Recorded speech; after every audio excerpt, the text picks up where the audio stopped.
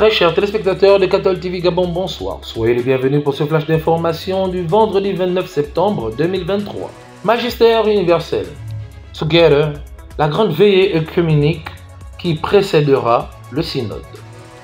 En prélude au lancement des travaux de la 16e Assemblée Générale Ordinaire du Synode sur la synodalité qui se tiendra du 4 au 29 octobre 2023 prochain à Rome, une grande veillée de prière œcuménique est organisée par la communauté de Thésée en collaboration avec les dicastères du Vatican et le vicariat de Rome demain samedi 30 septembre 2023, place Saint-Pierre.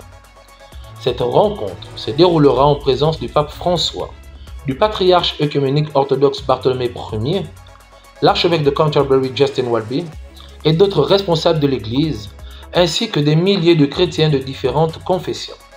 Magistère local 29 septembre, fête patronale de la paroisse Saint-Michel de Nkembo. Ce vendredi 29 septembre 2023, en début d'après-midi, une messe d'action de grâce a été célébrée à la paroisse Saint-Michel de Nkembo, à l'occasion de sa fête patronale.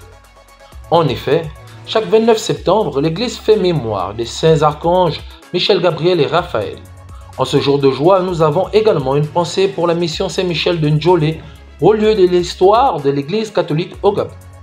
Bonne fête à toutes et à tous, et particulièrement à Monsieur l'abbé Jean-Pierre Lelanze, fils de la paroisse Saint-Michel de Ndjolé.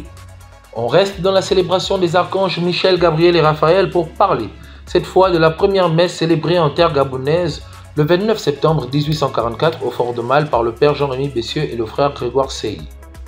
En ce jour d'anniversaire, l'Église du Gabon fête son 179e anniversaire de naissance et poursuit sa marche avec Jésus-Christ dans la foi, l'espérance et la charité.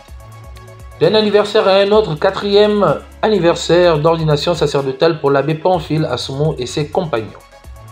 29 septembre 2019, 29 septembre 2023, cela fait en effet 4 ans que l'abbé Pamphile Assoumou et l'abbé Frédéric Mtoutoum ont été ordonnés prêtres avec 14 autres diacres venus des autres coins du Gabon.